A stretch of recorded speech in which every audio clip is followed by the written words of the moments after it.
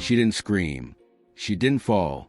She just stopped, and that silence told you everything. Caitlin Clark. The player was played through hard fouls, political noise, media pressure, and the weight of an entire league's future on her shoulders. NCAA superstar Caitlin Clark is ready to take her game to the next level as a WNBA rookie. Stood at that baseline and couldn't move. No trash talk, no stare down, just a hand pressed against her side and eyes that were trying to process something her body already understood. This wasn't any regular collision. And deep down, everyone watching knew it. The Indiana Fever had been grinding through one of the most scrutinized seasons in recent WNBA history. Every game dissected, every foul replayed, every Clark moment magnified under a lens so bright it practically burns. And yet, nothing, not the jersey pulling, not the elbows, not the constant physical pressure, nothing had stopped her until this moment. With just over 2 minutes left on the clock in Connecticut, in front of a Sun crowd that feeds on physicality the way a fire feeds on oxygen. Here's what makes this different from every other hard play Clark has survived. She had already been managing groin discomfort earlier this season. That's not fan speculation. That's broadcast record. Medical risk doesn't reset just because the game goes on. It compounds. And when Jacy Sheldon's knee rose through a contested drive and made contact with exactly that area, the exact area Clark had been quietly protecting for weeks, this stopped being basketball noise.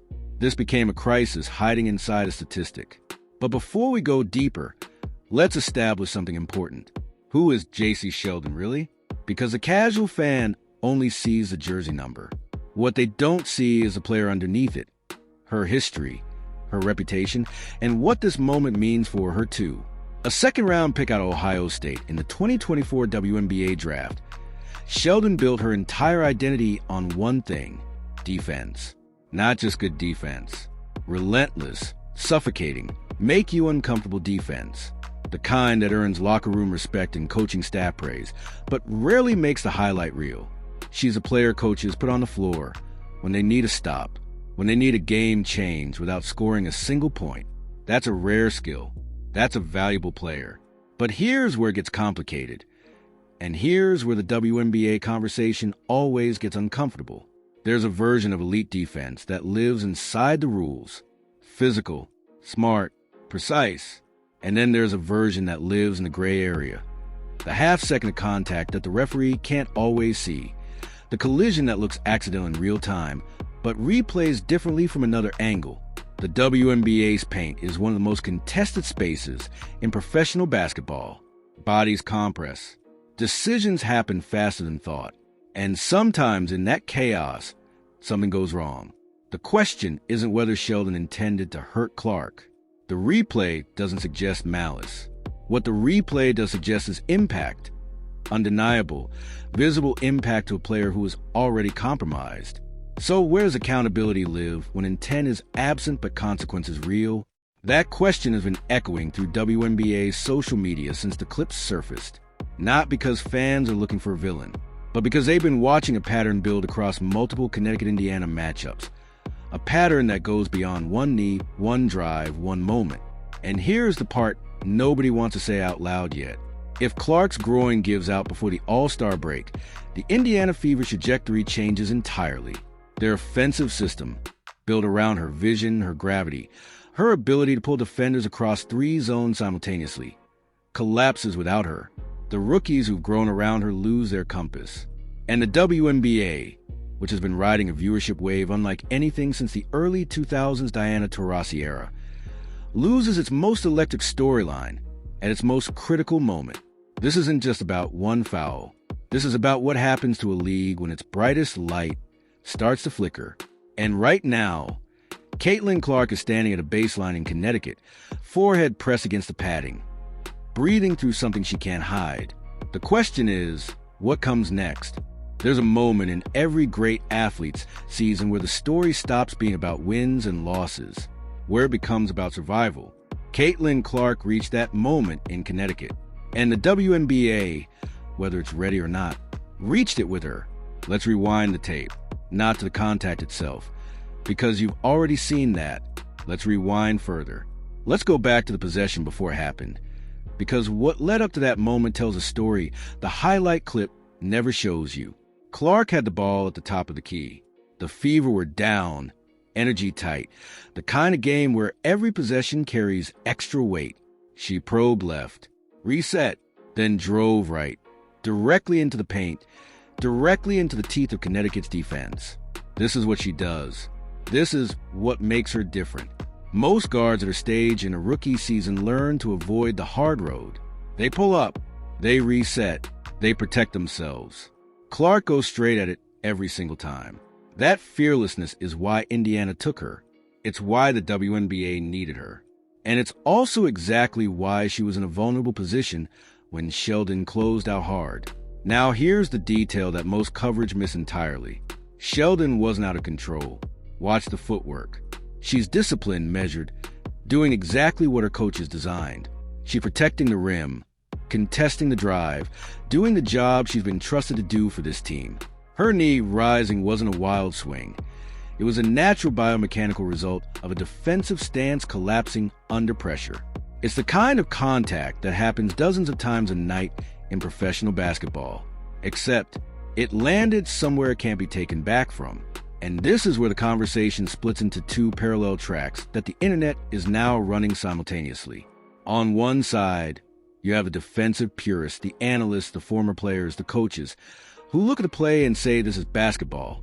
Physical, intense, professional basketball. Sheldon did her job. Clark drove into a contested space. Bodies collide. That's the game. On the other side, you have something harder to quantify. You have pattern recognition. Because this isn't the first time Clark has absorbed jarring contact in a Connecticut matchup. It isn't the second. Fans who watched every Fever Sun game this season have cataloged the moments, the holds, the hip checks, the late contest that arrived just a fraction too slow to be clean, but just fast enough to escape the whistle. None of them individually looks like a conspiracy, but stacked together, viewed in sequence, they form something that feels intentional even when no single moment proves it.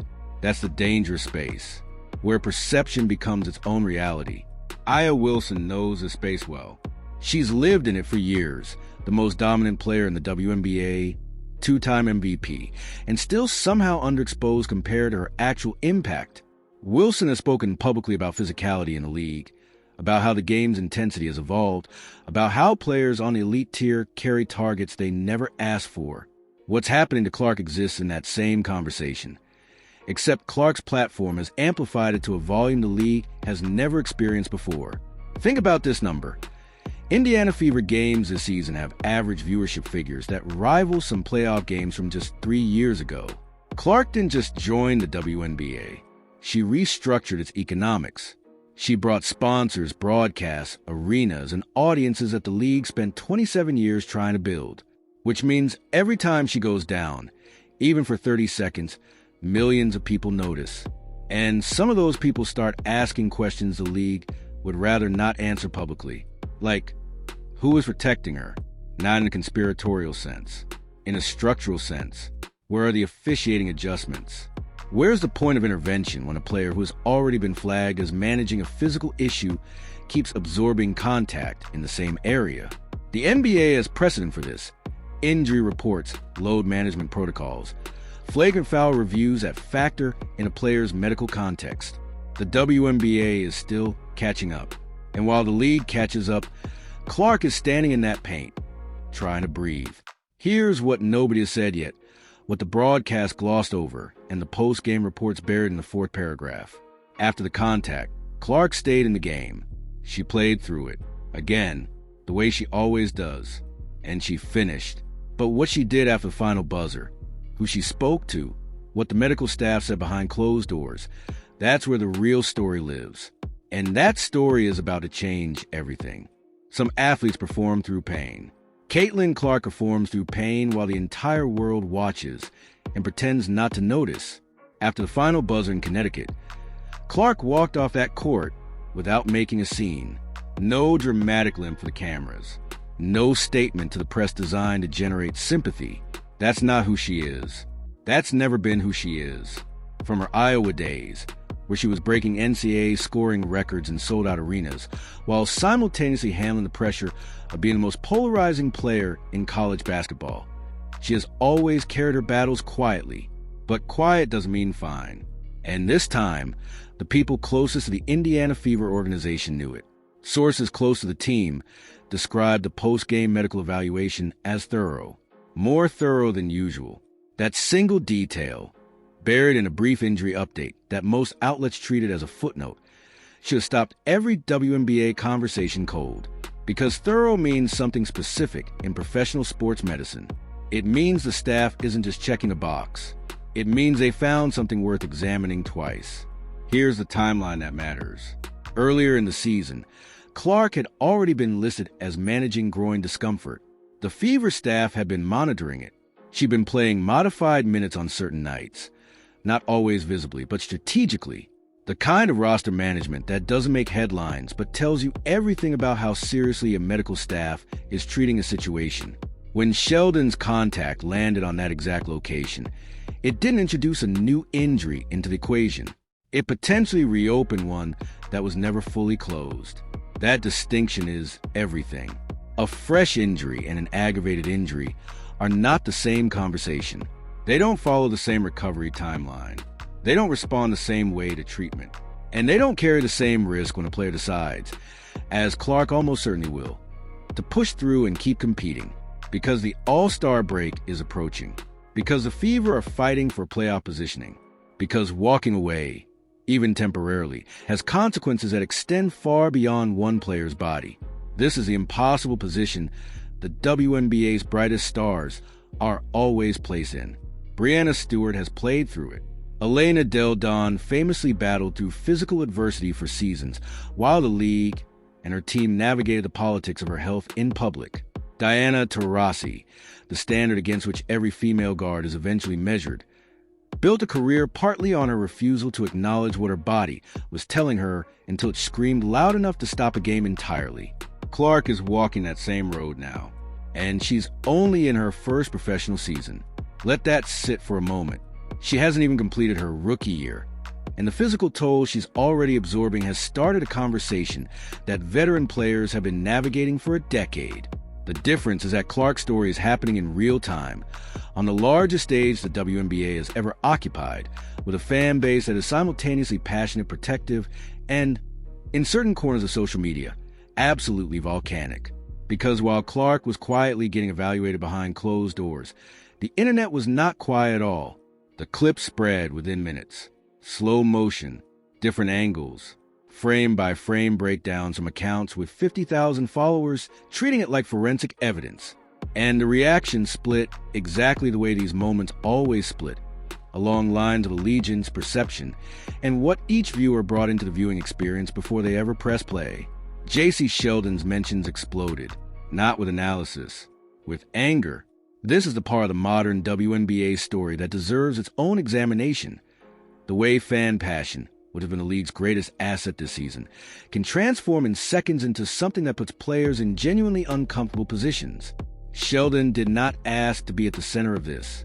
She made a defensive play in a physical game and found herself inside a firestorm that had been building pressure long before that specific moment. The Connecticut Sun organization said nothing publicly. Sheldon said nothing publicly. And that silence, completely reasonable, professionally appropriate, was somehow interpreted by portions of Clark's fan base as confirmation of guilt. This is the environment the WNBA is operating in right now.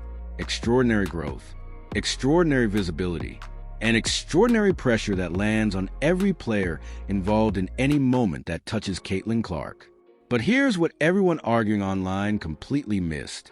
While the fan base was dissecting the clip, and the Sun organization was staying silent, and the Fever's medical staff was running their evaluation, something else was happening. Something that changes the entire shape of this story. Inside the Indiana Fever organization, a conversation was already underway. Not about this game, not about this foul, about something bigger. A decision that had been building for weeks, maybe longer. A decision that the coaching staff, the front office, and Clark herself had been approaching from different directions. And whatever that decision is, it's about to go public. Every story that starts with a single moment eventually reveals that the moment was never really the beginning. It was just where everyone finally started paying attention. The Jacy Sheldon contact didn't create Caitlin Clark's situation. It exposed it. And what it exposed goes deeper than one groin injury, one contested drive, one night in Connecticut. It exposed something the Indiana Fever organization had been managing privately for weeks. A conversation about Clark's workload, her physical condition, and how far an organization can push its franchise cornerstone before the cost becomes irreversible. That conversation is no longer private because the Fever made a decision, a quiet one, the kind that arrives not as a dramatic press conference announcement, but as a two-line injury designation on an official league report. Caitlin Clark would be listed as day-to-day. She would not be shut down. She would not be ruled out.